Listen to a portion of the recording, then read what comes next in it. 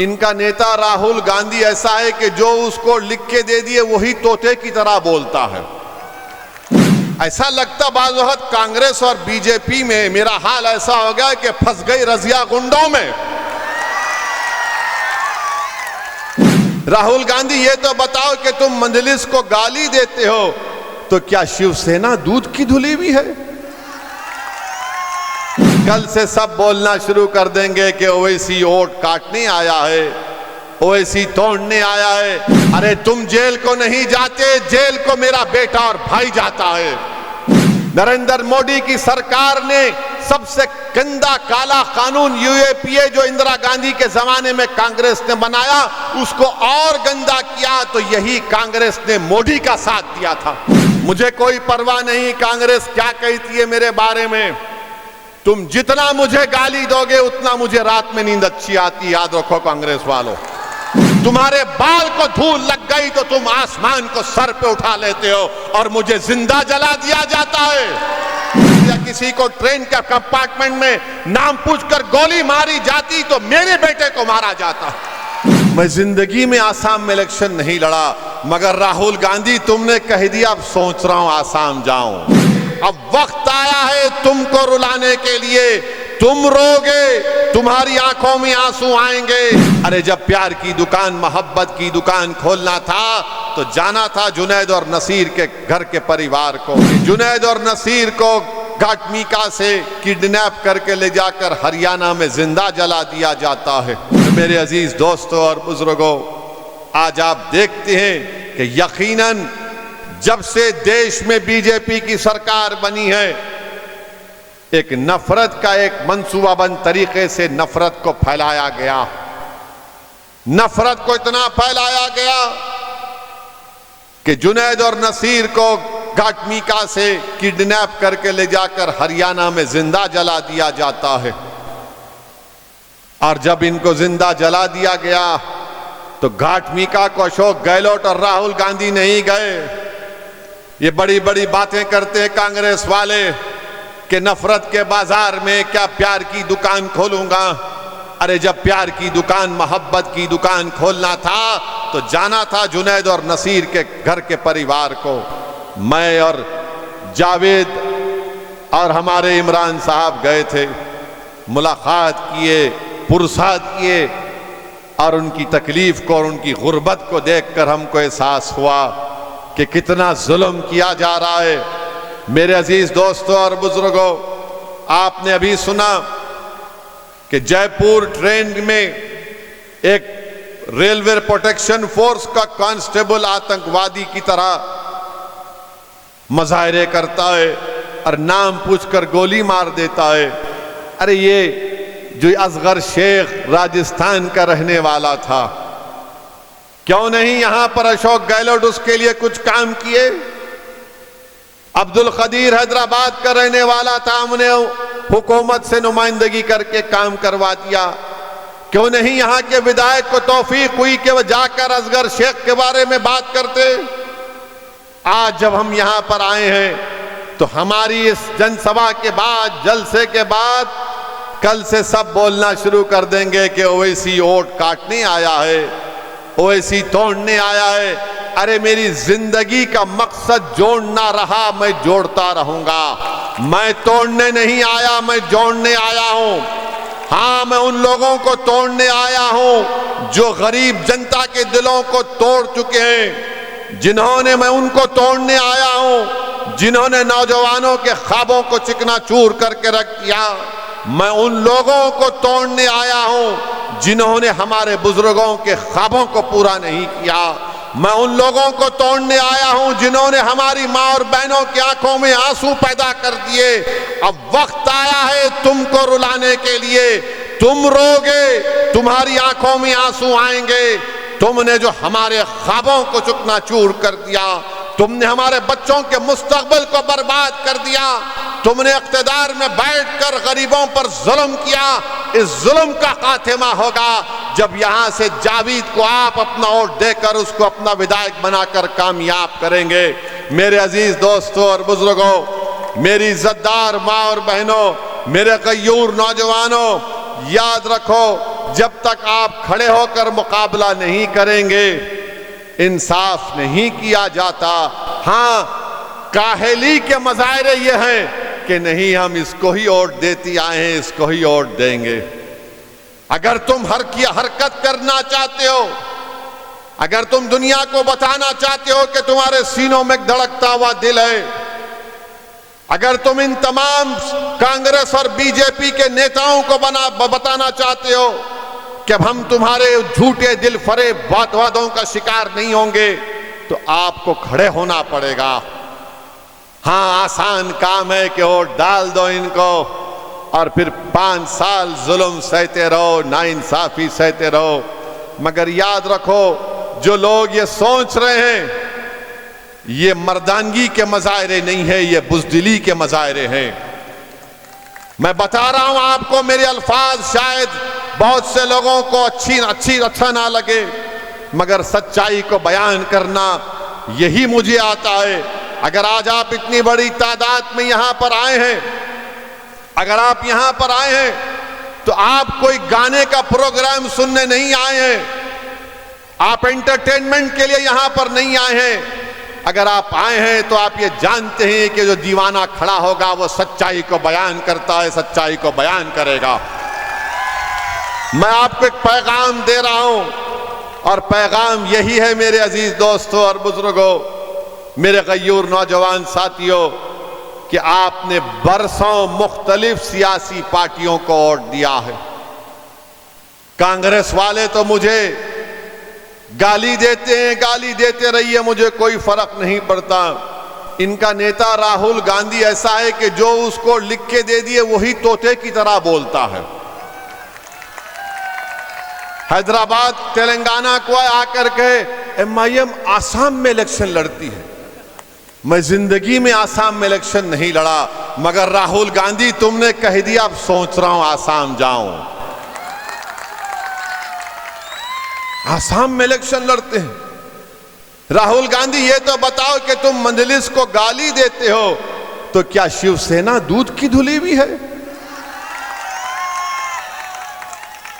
तुमने शिवसेना के साथ सत्ता बनाई महाराष्ट्र में, वो शिवसेना जिसका मुख्यमंत्री उद्धव ठाकरे कांग्रेस के नेताओं के साथ महाराष्ट्र की विधानसभा में तकरीर करके कहता है कि मुझे फख्र है कि हमारी पार्टी ने बाबरी मस्जिद की ईंटों को तोड़ा और उसको लेकर आए।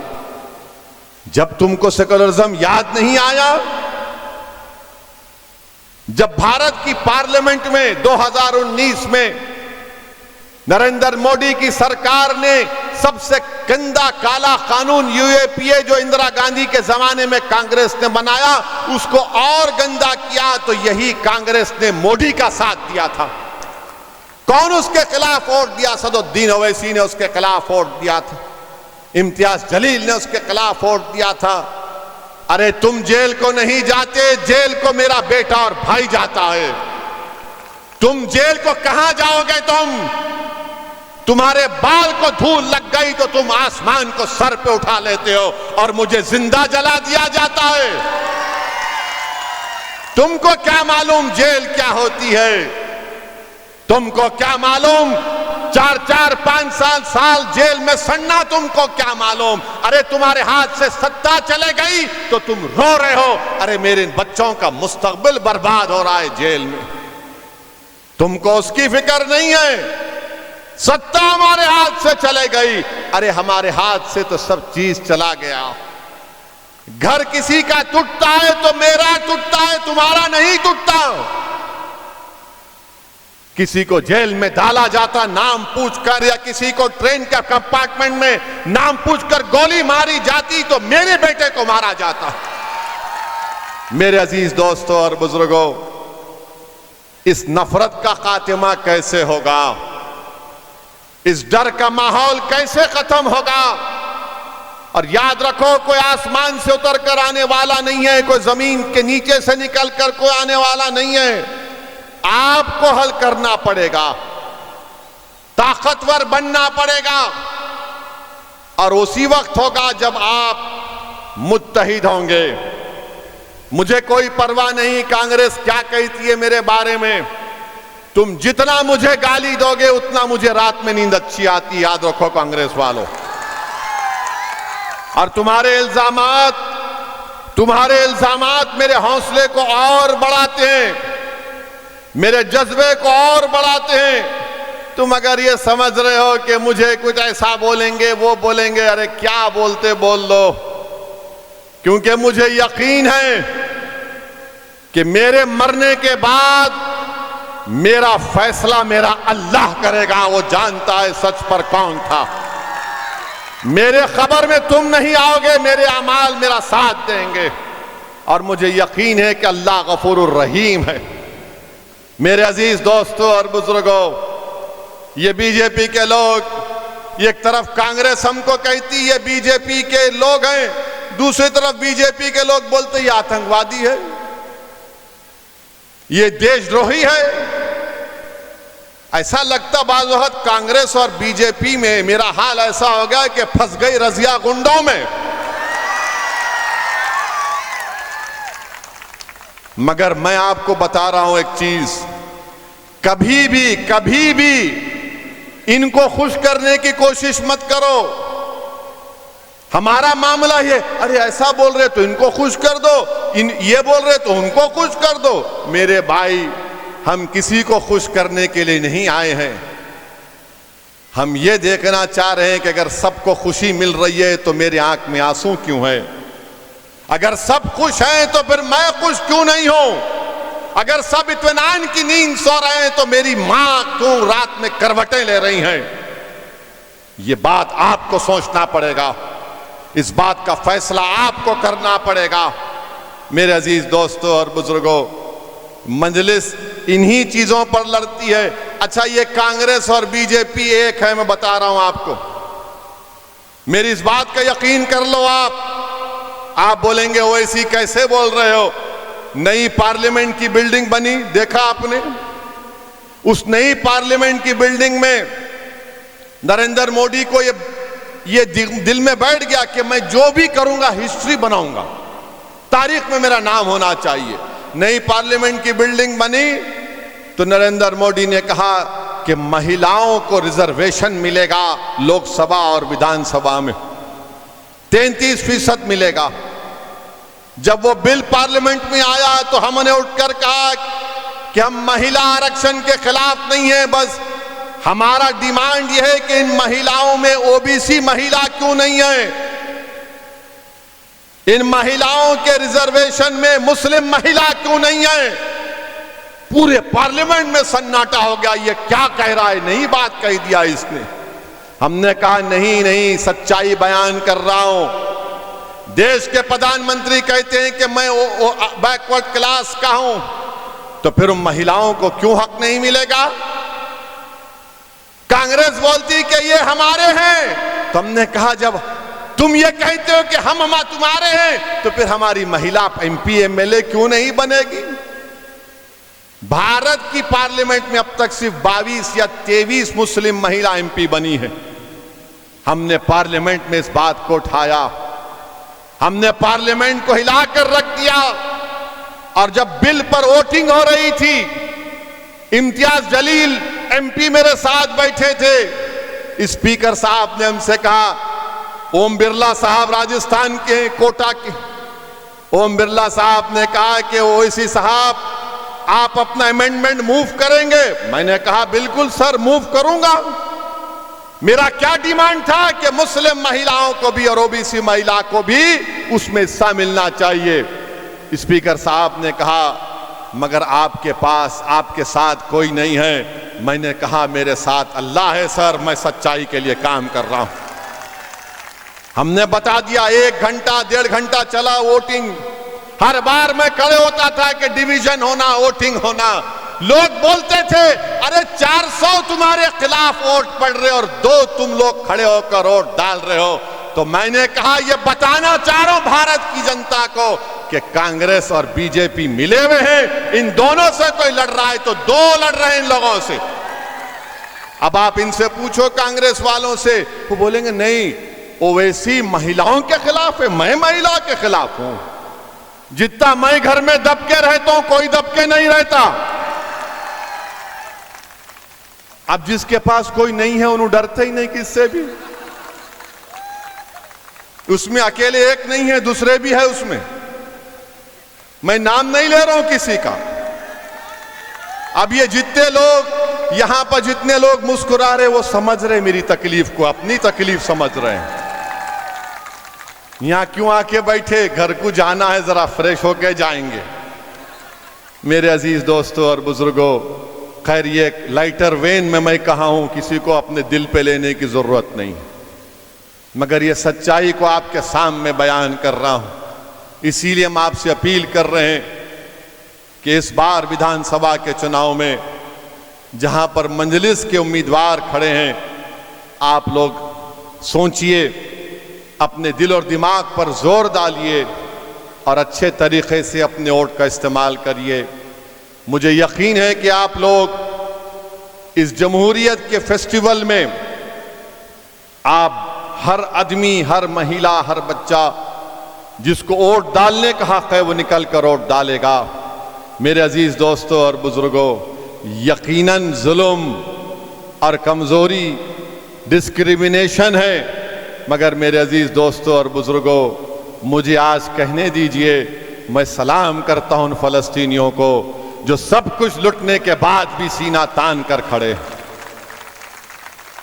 मेरे अजीज दोस्तों और बुजुर्गों, मेरी आपसे गुजारिश है कि आप मजलिस का साथ दीजिए, मजलिस को मजबूत करिए। हाँ, कांग्रेस के पास बहुत कुछ है, बीजेपी के पास बहुत कुछ है, मगर जमहूरियत में जब जनता कोई बात को तय कर लेती है तो इनकलाब लिखा जाता है उस सरजमीन पर। तो मेरी आपसे गुजारिश है कि एक मर्तबा आप मजलिस का साथ दीजिए। मेरे भाई, 50-60 साल आपने कांग्रेस बीजेपी का साथ किया, कितनी नस्लें हमारी उनका साथ देंगी। हमारे बुजुर्गों ने कुछ सोचकर उम्मीद पर उनका साथ दिया, उनसे वफा नहीं की गई, उनको धोखा दिया गया। 4 नस्लें जा चुकी हैं और आज भी वही दिल फरेब झूठे वादे किए जाती हैं कि इनको हराना है। अरे यकीनन बीजेपी को हराएंगे हम। अगर मैं आपसे कहूंगा कि आपने क्या बीजेपी को वोट दिया, तो आप सब कहेंगे कि हमने नहीं दिया मोदी को वोट। अगर मैं पूछूंगा तो क्या आप बीजेपी को देंगे, तो आप बोलेंगे नहीं देंगे। मगर बीजेपी जीत क्यों रही है? ये निकम्मों की वजह से, ये कमजोरों की वजह से।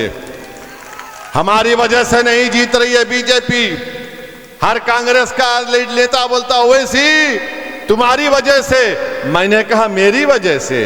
आओ बहस कर लेंगे, मुकाम और वक्त तय करो, 5 मिनट के अंदर तुम भाग जाओगे सामने से मेरे। मेरी वजह से? क्या पूरी भारत में मैं एक ही मर्द तुमको नजर आ रहा हूं? तुम क्यों नहीं रोक रहे बीजेपी को?